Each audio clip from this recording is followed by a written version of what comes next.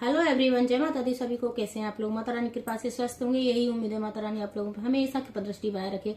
आइए जानते हैं देवउठनी एकादशी का व्रत 1 नवंबर को रखा जाएगा या 2 नवंबर को रखा जाएगा। व्रत कैसे उठाते हैं और हमें जो व्रत का पारण करना है वो कौन से दिन करना है, इसका शुभ मुहूर्त कितने बजे से प्रारंभ हो रहा है, तुलसी विवाह का शुभ मुहूर्त कितने बजे से है, तुलसी विवाह कैसे करते हैं, हरिवासन योग कब लग रहा है, जो व्रत रखेंगे उसका पारण कब है, और सबसे मेन चीज है जो तुलसी का जो विवाह करते हैं उसकी क्या क्या सामग्री होती है। इसी टॉपिक में मेरा वीडियो, आइए जानते हैं। सबसे मेन चीज है देवउठनी एकादशी 1 नवंबर को पड़ रही है और हमें सबसे मेन चीज है कि देवउठनी एकादशी 1 नवंबर को पड़ रही है। उस दिन 10वीं युक्त एकादशी है, तो जो व्रत रखना है वो रख सकते हैं। जिनको नहीं रखना है वो सबसे अच्छा व्रत 2 तारीख को 2 नवंबर को माना जाएगा, क्योंकि द्वादशी युक्त भी हजारों गुना फल प्राप्त होता है अगर हम एकादशी का व्रत रखते हैं। 10वीं युक्त एकादशी का व्रत कभी भी नहीं रख सकते, अच्छा नहीं माना जाता है। अगर सबसे मेन चीज होता है कि अगर हमें देव उठा सकते हैं एकादशी के दिन, कि देव उठनी एकादशी है, देव उठाने के बाद हम तुलसी विवाह होता है। जो भी हमारे शुभ कार्य होते हैं, मांगलिक कार्य होते हैं, देव उठाने के बाद होते हैं। हमें पहले देवों को जगाना है, फिर उसके बाद में हमें तुलसी विवाह करना है। तुलसी विवाह जोड़े में किया जाता है। पति पत्नी अगर व्रत रख रहे हैं तो कर सकते हैं। अगर हमने पूरे महीने कार्तिक मास में या हम 12 मासी हम तुलसी की पूजा करते हैं तब भी हम पूजा कर सकते, तुलसी विवाह कर सकते हैं। अब आता है कि जैसे देवउठनी एकादशी शनिवार को 1 नवंबर को पड़ रही है और तुलसी विवाह का जो शुभ मुहूर्त है 6 बजे से लेके 8 बजे से तक है। तो इस बीच में आप देवों को उठाना है, फिर उसके बाद में आपको तुलसी विवाह करना है। फिर आता है जो हमें एकादशी का, अगर 1 नवंबर को कोई व्रत रख रहा है तो उसका जो पारण का जो समय होगा वो कितने बजे से है। तो 9 बजे से 10 बजे तक तो राहु काल लग रहा है, तो हम इसमें पारण नहीं कर सकते हैं 2 नवंबर को। फिर उसके बाद में हरिवासन योग लग रहा है 12 बजे तक, तो हम इसमें पारण नहीं कर सकते हैं। फिर पारण का समय है 1:11 पर प्रारंभ हो रहा है, दोपहर के 1:11 से प्रारंभ हो रहा है, 3:23 तक इसका समापन हो रहा है। तो इस बीच में पारण कर सकते हैं। अगर 1 नवंबर को जो व्रत रख रहा है वो पारण कर सकता है। मैंने पारण का टाइम बता दिया है। अब आता है कि हमें जो तुलसी विवाह होता है हम शालिग्राम के साथ पूजा करते हैं। अगर हमारे घर में शालिग्राम है तो हम शालिग्राम भगवान की पूजा तुलसी विवाह के साथ तुलसी विवाह करेंगे। अगर हमारे पास तो शालिग्राम नहीं है तो हम आसपास से किसी से मांग सकते हैं। फिर उसके बाद में अगर हमारे पास नहीं है तो हम जैसे विष्णु भगवान की कोई भी प्रतिमा है उसके साथ हम तुलसी विवाह कर सकते हैं। देव उठाने के बाद तुलसी विवाह होता है। अब आता है कि बहुत लोगों को ये भी नहीं पता होता है कि हम तुलसी विवाह कैसे करते हैं। तो तुलसी विवाह जोड़े में किया जाता है। अगर पति पत्नी कर रहे हैं तो बहुत अच्छा है, पंडित जी को बुला के किया जाता है। अगर सामग्री क्या क्या लगती है, 5 बर्तन, पहली बार तुलसी विवाह कर रहे हैं तो हमें 5 बर्तन देने हैं, 5 कपड़े देने हैं तुलसी माता को, और फिर उसके बाद जैसे कन्यादान जो बेटी को जो दहेज दिया जाता है उस हिसाब से देते हैं, और 16 श्रृंगार की चीजें देनी है। फिर उसके बाद में 5 जो प्रकार के अनाज होते हैं, चाहे वो थोड़ा थोड़ा तो या मिक्स करा के 1.25 किलो लेके आ सकते हैं, वो भी 5 अनाज देना है।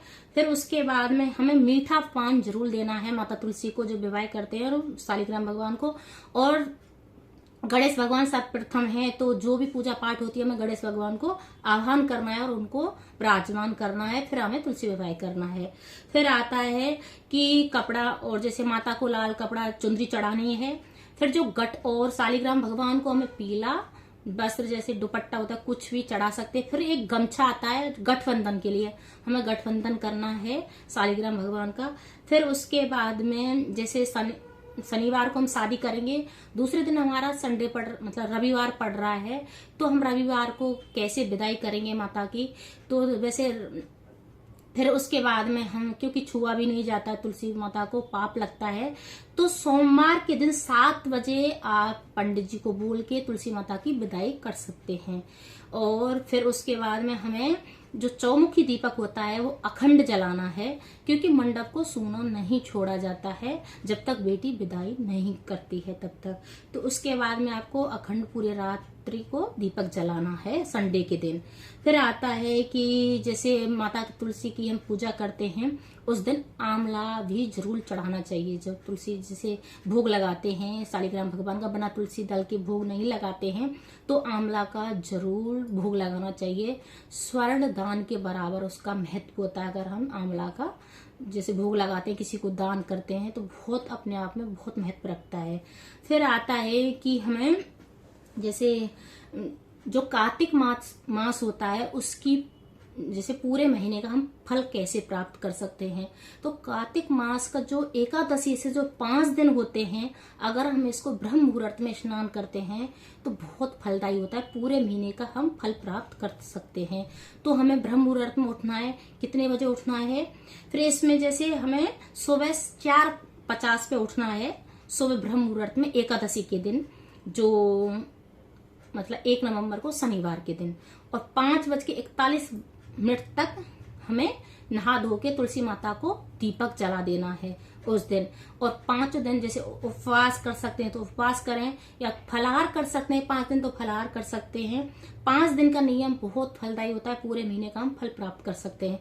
पर ब्रह्म मुहूर्त में उठ के हमें 5 दिन स्नान करना है, तुलसी माता को दीपक जलाना है और हमें 5 दिन का जो नियम होते हैं वो जरूर करने हैं, नियम जरूर अपनाने हैं। तो इसका हमको पूर्ण फल प्राप्त होता है 5 दिन का।